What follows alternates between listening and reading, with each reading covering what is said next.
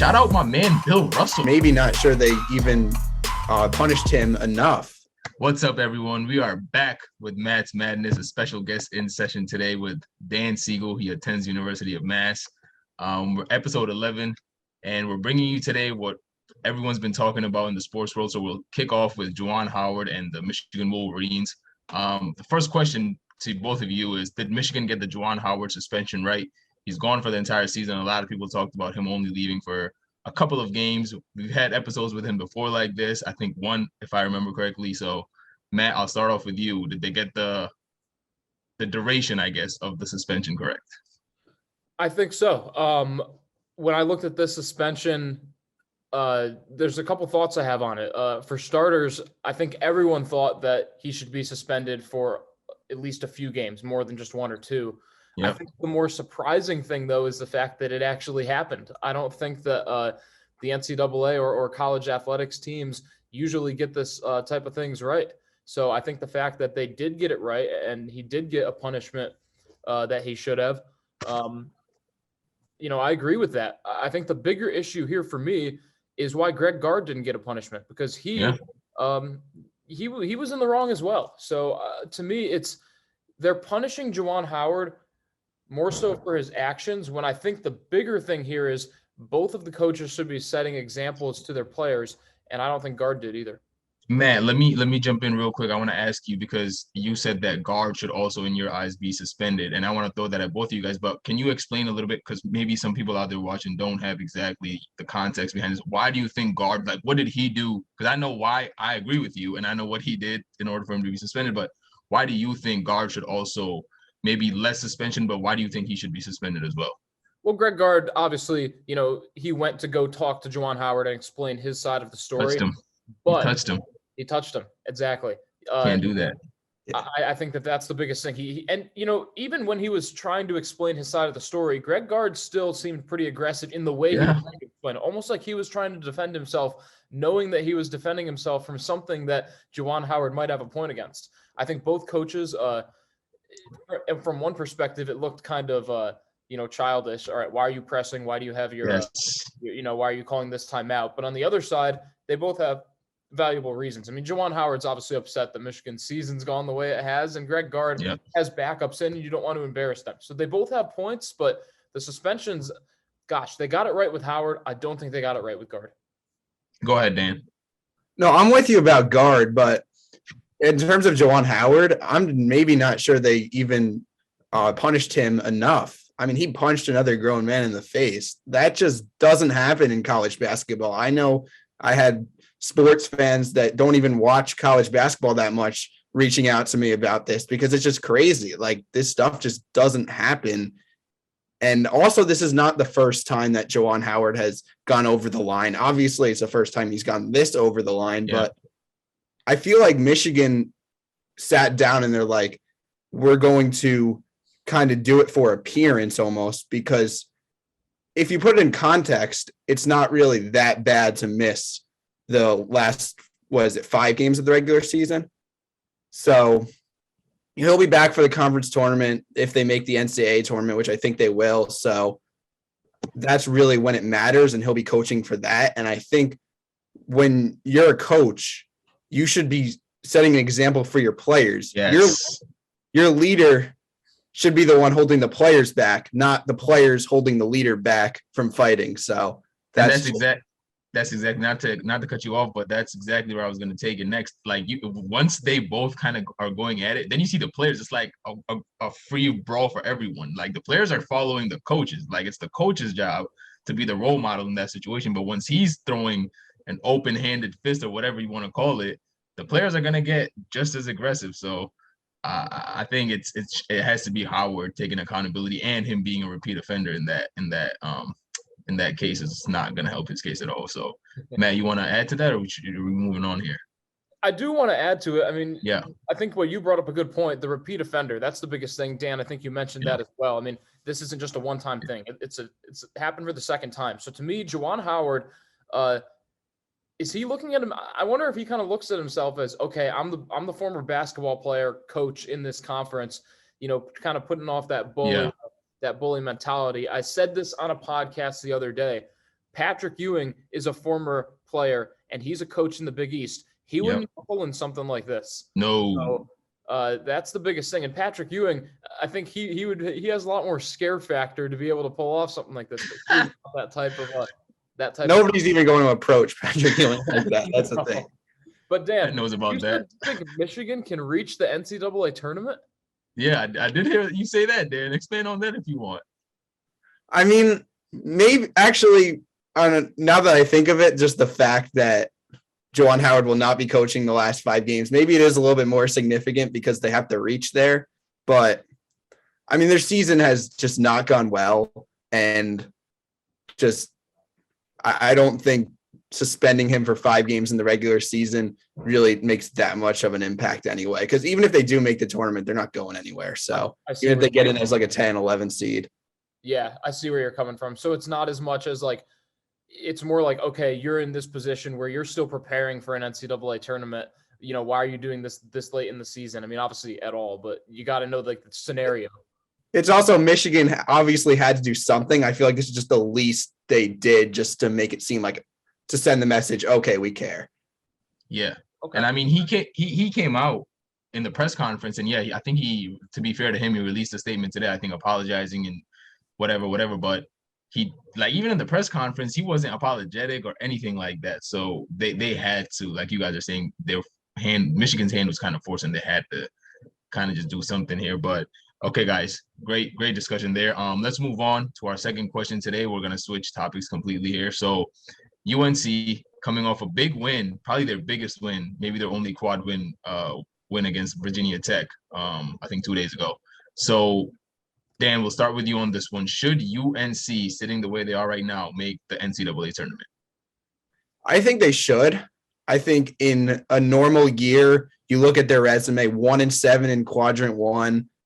That's just not going to cut it. But the bubble is so weak this year that I think they are one of the teams that deserves an at-large bid, pending how many bid stealers there are in the mid-major conferences, just because they haven't really had a terrible loss besides that Pitt game. So that's actually quad 4. Yep. But if you look at the teams around them, San Diego State, similar resume.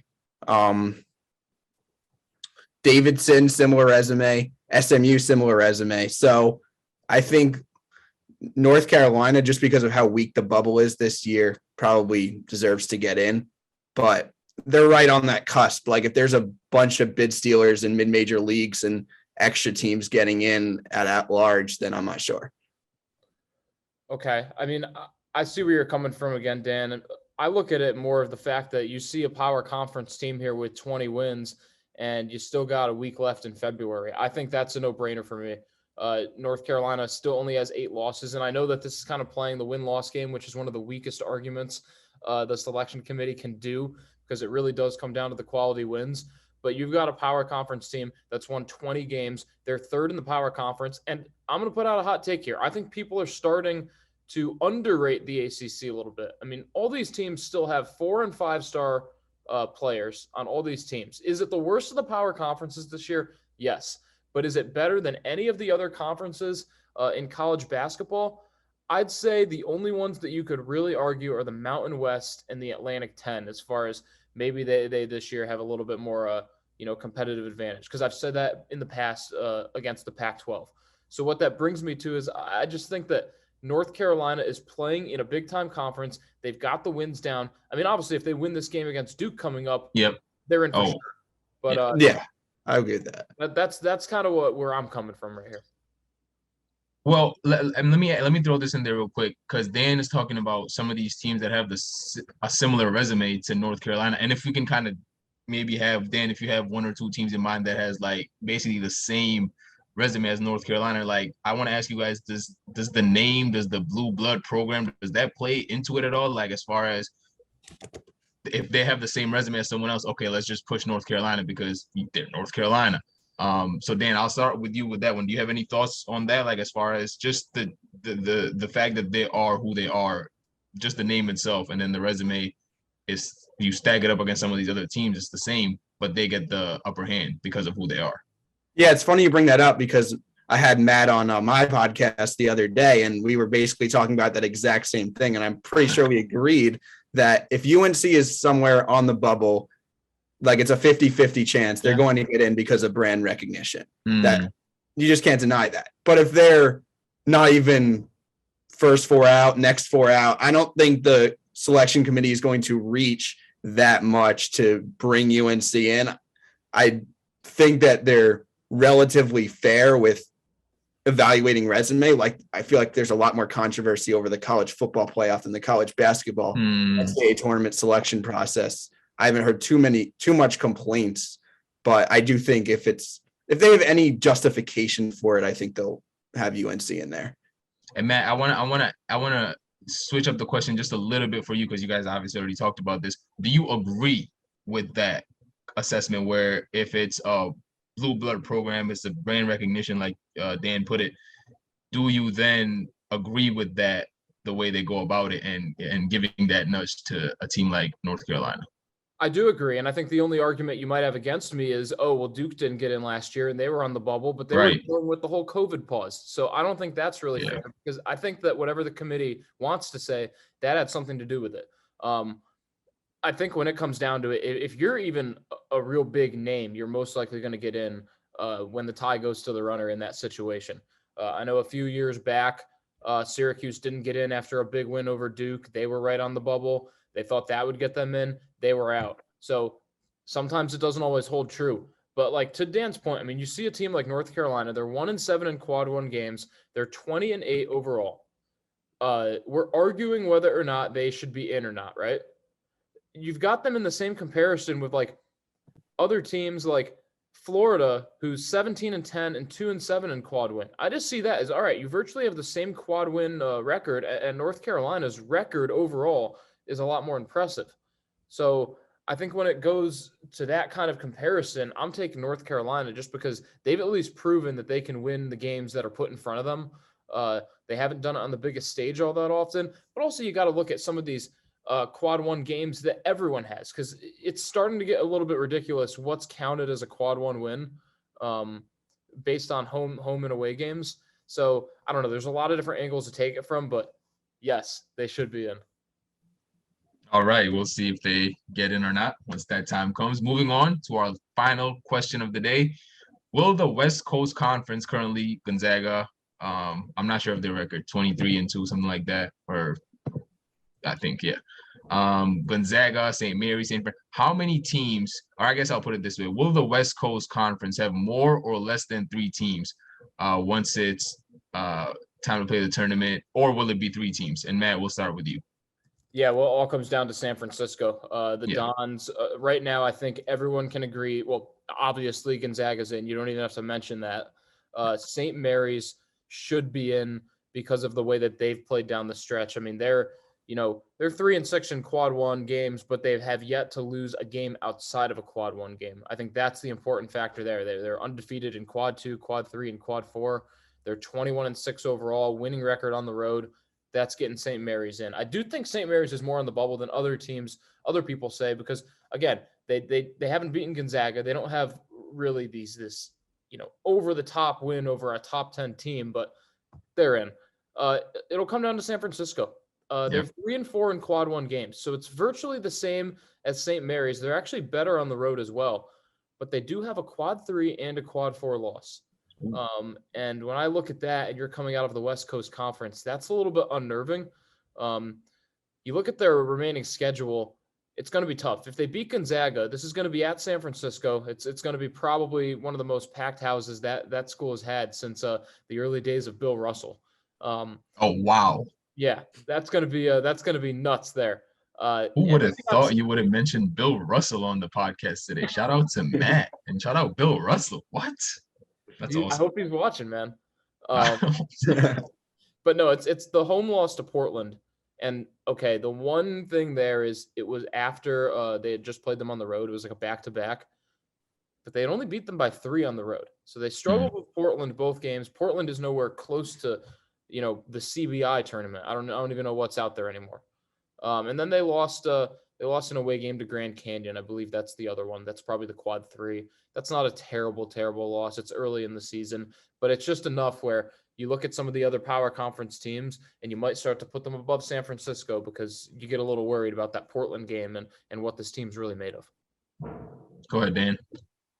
Yeah, I think San Francisco absolutely deserves to be in. Let's just assume that they lose to Gonzaga, but win for the rest of the year, the games that they should win. And maybe they beat St. Mary's or something in the conference tournament, depending on how it shapes out. But basically, let's just say the resume at the end of the season is pretty similar to what it is right now. Nothing changes drastically.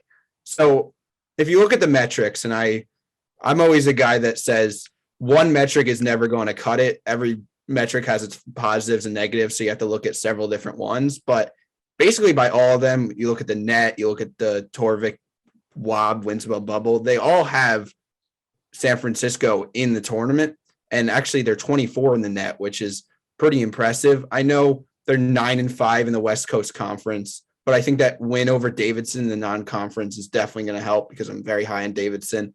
3-4 in quad 1 compared to UNC's 1-7, which you're just talking about. And I know like there's a stigma around college basketball where it's kind of there's a separation between the power conferences and the non-power conferences. It's kind of like a tiered system. I think the West Coast Conference is closer to the ACC than the ACC is to the Big 10, Big 12, SEC. So I don't think it's like a tiered system. 9-5 in the WCC is not as bad as it sounds. And let's say they lose to Gonzaga, but they, like I said, win the rest of the games they should win against lower tier West Coast Conference teams. I think San Francisco absolutely deserves to be in. So I think it cuts off at 3 just because those are the only teams that deserve to be in at large. I don't think like Gonzaga could get upset in the conference tournament, but it's not going to be by anybody else besides St. Mary's and San Francisco. So I say 3. You know, I will throw one thing here out though. Obviously the West Coast Conference is coming to a close, and that's a weird tournament where, you know, the 1 and 2 seeds literally get 4 buys. The 3 and 4 seeds get 3 buys. The 3 and 4 seeds get 2 buys. The 5 and the 6 seeds get 1 bye. And the first round is just the 8 versus the 9 and the 7 versus the 10. They want to make sure the best teams there are, you know, playing at the end.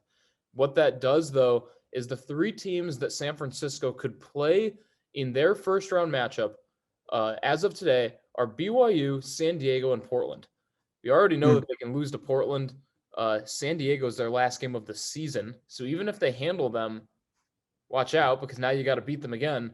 And BYU, I don't think a loss to BYU would necessarily put them out.